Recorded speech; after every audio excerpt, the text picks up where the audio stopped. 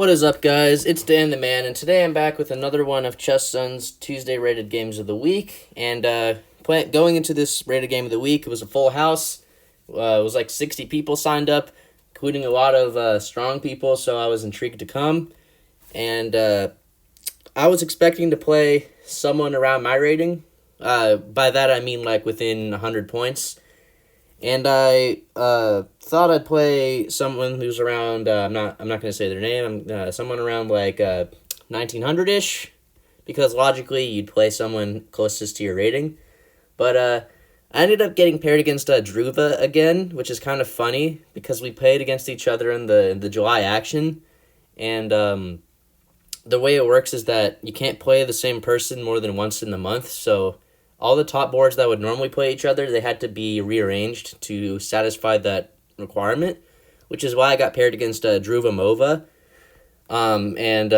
It's quite funny that we play each other so recently after the tournament. And yeah, it was a long, grueling game in the tournament, and I'm looking to, have another good quality long fight, and maybe I'd win this one. So go ahead and stick around to the end, see what happens.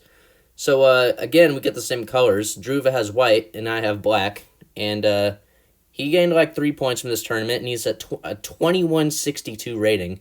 So he's his closest ever to being National Master. So, without further ado, let's go ahead and jump to the game. So, we get the same opening. We get knight f3, knight f6. This is all what happened in the tournament. g3, d5, bishop g2, g6, castles, bishop g7, d4, castles, c4, c6, all identical moves. I thought maybe Dhruva would switch it up, but I guess this is what he's doing more often. This is like his system. So this is all what happened. He played a4 against me in the tournament, and what I did is that I went rook e8, but that was before I analyzed the game, and I learned that there are better moves in the position, such as what I did this time, which is a5. A5, I mean, rook e8's not like a bad move, but a5's just better. So I decided to switch it up a bit. I go a5, just halting any sort of queenside expansion, and now we're going into new territory. So here, Dhruva plays bishop f4, and unlike in the first game, I don't go knight b to d7, I go knight a6. So we already are switching up the moves already, and going into a new avenue for the both of us. So knight a6, here we each had 59 minutes. We're both blitzing this out. And here, Dhruva played the move knight e5. Again, it's the next several moves are going to be very, uninteresting, slow moves, because this position's pretty locked. It's pretty closed. Nothing's really opening up anytime soon, so a lot of what you're going to see is just some sort of maneuvering, some sort of pressuring the other pieces, so nothing special. And here I go with bishop e6. At first it may seem like a bit unorthodox, putting the bishop in front of the e-pawn, but I already put my bishop on g7, so I don't have to worry about developing it, and this is fine. I'm actually putting pressure on the pawn on c4. And if he were to capture, I'd take with the bishop and maybe offer a trade, so stuff like that. He goes with c5 after some thought, which apparently the engine already doesn't like. And unlike in the first game where he had a +1 advantage because of the space, it's now my turn to have a -1 advantage, probably because of my space and my piece placement. So right now, I'm the one that's having the advantage. If I play knight d7, which, to be frank with you, is the first move I was looking at. But I'm like, I can just do that next turn. Let me just do something else. I was thinking maybe about b6 at some point to create a pawn break, but not now because it would hang the pawn on c6. So after a few minutes of thought, I decided to go with knight h5.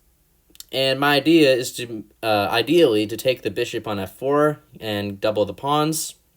But I'm also having ideas of knight takes c5 in some lines, because this pawn is defending both this pawn and this knight, so the pawn, you can say, is overworked. So here, Dhruva goes with bishop e3. And here, I I immediately start scanning knight c5 and trying to calculate if it works. It actually does not work, and I correctly deduced that. You might think like knight takes c5, we're winning a pawn, right? Because if white goes here, it's very obvious you just win a pawn and life is good. But you have to look beyond that. And I realized here, this is why I didn't go knight c5, I realized that if I had played this, Dhruva can play g4. And this is a problem because both my knights are hanging. And the only safe square for this knight is here. But if I go to the knight f6, my bishop's blocked by my knight, so I can't actually take his knight on e5. So that's a problem. So what I was considering after g4 is what happens if I do this, right? What happens if we go bishop takes e5 here, with the idea that we're just forking the pawn's forking the two pieces, and he has to take back one of my pieces, right? So here Dhruva's winning if he plays g takes h5, which I was not considering. I thought maybe he'd take this, but this is actually wrong to capture. I thought this was working for white too because I still have two knights hanging, right? But apparently I can go d4 here, which I missed. And I have, if whatever piece takes, let's say the bishop, I have knight b3, and I fork the rook in the bishop, and I'm fine. But I wouldn't probably have, maybe I would have seen d4. But the reason why that white's winning is they take this, and this is just a pawn fork, and I'm going to be losing. So I'm happy I saw that continuation, and I didn't fall for knight takes c5. And I eventually go with queen c8. Just sort of trying to go bishop h3, and trying to maybe trade the light square bishop off. Here he goes with knight a3, just developing. I'm still having a slight advantage. I go with knight f6, because, the bishop moved. Might as well move the knight back. Try to maybe go knight d7 this time. Here he goes with f3 after some thought. He probably didn't want my knight to go to e4, but the engine still gives me a slight advantage. So here I go with knight d7, and I'm just trying to challenge the knight on e5, and I thought maybe here he'd go f4 just to make that knight rock solid. Although the engine still says I can take, but that would kind of be helping white in my opinion. But he didn't do that. He retreated. He went knight d3 here. And here I go with bishop f5. And my idea is to just take that knight and maybe plop a knight on b4 and also get this e-pawn moving up the board, because my bishop was in front of the e-pawn, and by moving it out of the way, I can try to open the center up, which is exactly what happens in the next moves. So here he goes knight c2, making a bit of some inaccuracies. And here I go with e5.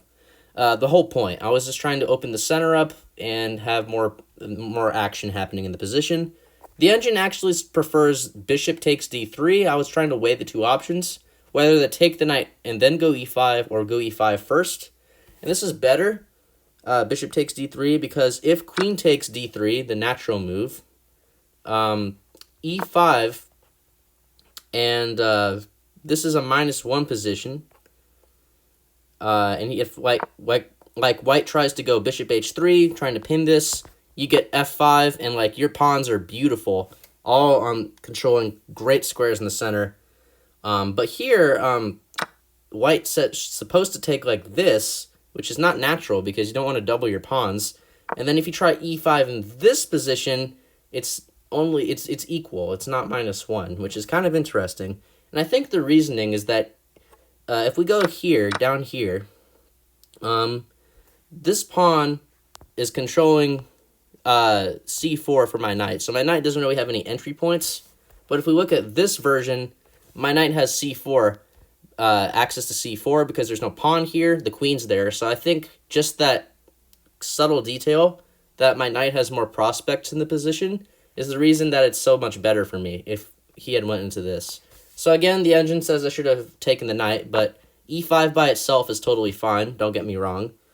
And here, Dhruva plays knight takes c5, knight takes c5, pawn takes, bishop takes, and here Dhruva makes a mistake in the next move or two. He plays knight d4, which is the best move. Sorry, I got a little bit ahead of myself. So yeah, knight d4. I go with bishop h3, just offering a trade, trying to eliminate the white-squared bishop. He goes rook c1, defending the c-pawn. I just traded on g2, king takes g2. And here I go with rook e8, just maybe eyeballing this pawn on e2. Again, I'm just trying to activate some pieces, nothing crazy. He goes queen d2. Yeah, I did speak too soon. Dhruva did not blunder where I said he did. He blundered a little bit later. But here he's playing totally fine. He played queen d2 here, just adding some support on. He's also attacking the a pawn from the distance. So here I go with knight c7 with two purposes. One is that my rook defends this, and the second idea is maybe I want to reroute to e6. And here, yeah, this is where Dhruva made a mistake. He played the move knight b3. And at first it looks very logical, like, you're attacking the a pawn, you can't defend it again, and looks like, white might win that pawn and be okay, right? But here, I see a tactic, and I'm happy I found this move. And here, Dhruva was a little bit down on time, I think. Actually, no, I was a little bit down on time. So here I play the move bishop takes b2, and I'm happy I found this move because it's just a pawn. I'm winning, and it's a deflection tactic. If queen takes bishop on b2, I play rook takes bishop on e3, and I'm just up a pawn, and I'm also hitting the rook, so I thought that pawn was a good pawn to capture. So yeah, bishop takes b2 on the board. He goes rook b1. I just tuck the bishop back on g7. He goes with bishop f4, so I'm up a pawn here. And he can't take the pawn on a5 because my rook's looking at the bishop and the pawn on e2. So yeah, pressuring his position a little bit. So here after bishop f4, I go with knight e6. Just you don't want my knight to take that bishop. It's not going to be good for white. So here he tries to plant the bishop on d6 here. And here I'm still down a little bit on time. He had 36 minutes. And here I played the move queen d8. Just defending my pawn on a5. So now I actually am a clean pawn up. He never won the pawn back. And in this position, I had 29 minutes. So he has 36, I have 29. I'm a little bit down on time, but I have a much better position. So here Dhruva plays e4, which, to be honest with you, I thought was a mistake. Because it looks like you're just isolating that pawn and allowing my pieces to invade. But apparently Stockfish is saying that this move is like one of the best moves, which is kind of confusing because next few moves, Dhruva is going to get into a really bad position. So here I go d takes e4, f takes e4, and here I go with knight g5. And my idea is to just, this pawn is super weak now. That's why I thought e4 was a blunder. And here I'm like winning two pawns by force. Like he can't do anything. So here, this is where Dhruva got lower on time. He spent a long time thinking here, probably over 10 minutes. And because, well, it's really hard to play here. Like, what do? My pieces, this pawn is just really fragile. And I'm going to be up two pawns here. Like, this is not good. The engine says e5 is the best move. But I was looking at e5 like, okay, we just go bishop takes. Engine says rook takes. Apparently trading queens, which is kind of fishy. Like, a human would not go into this. So yeah, e5 was a bit unnatural. So I get it, but Dhruva doesn't really have much any better move to do. So here he tries queen f2 with the idea that if I take on e4, he plays queen takes f7 and is getting some decent counterplay. But I realized that the e pawn isn't really going anywhere. I can take it next turn, and I want to just address the threat on f7. So here I play queen d7, very accurate move, just adding some reinforcements to f7. Also, preparing queen h3 check in the future, and this pawn is still under fire. So here, Dhruva plays rook b to d1, spend another long think, and here, he had 16 minutes, and I pretty much blitzed this move, knight takes e4, and I had 27 minutes. So, even though I'm up two pawns, like, this, which should be a -2 advantage, my position is just so good, I'm totally winning against Dhruva, which is monumental, because look at his rating, and having a winning advantage against him is quite the accomplishment for me. So yeah, knight takes e4 on the board, and yeah, black's just totally winning here positionally and up on material. So I knew that I was way better here. and I was just trying to not sell. So here, Dhruva plays the move Queen F3, and here there's a lot of moves you can do. It's very playable. Just be careful. Don't blunder, F7. Don't maybe blunder a discovery with this bishop. Just be careful. That's all that I'm saying. Knight C3, and my idea is to just attack the rook, maybe play rook E2 check, and then also just put the knight on D5 and have it be cemented. Block the rook's vision on the D file. So here he goes with rook D3. And I just play knight d5. That was the whole point of the maneuver. And here Dhruva goes with knight d2. I go with queen e6. I would love to do a queen trade here because I'm up 2 pawns, and the endgame would be very easy. He tries to block that. He goes with rook f2. And here I go with bishop h6. I'm trying to play carefully, trying to make the game easier, trying to eliminate his pieces. And here... I'm trying to eliminate the knight that's guarding e4 because queen e4 would be a queen trade, and that's what I do a few moves later. So here he goes with knight c4. A move later, sorry. So here he goes with knight c4, and here I go queen e4.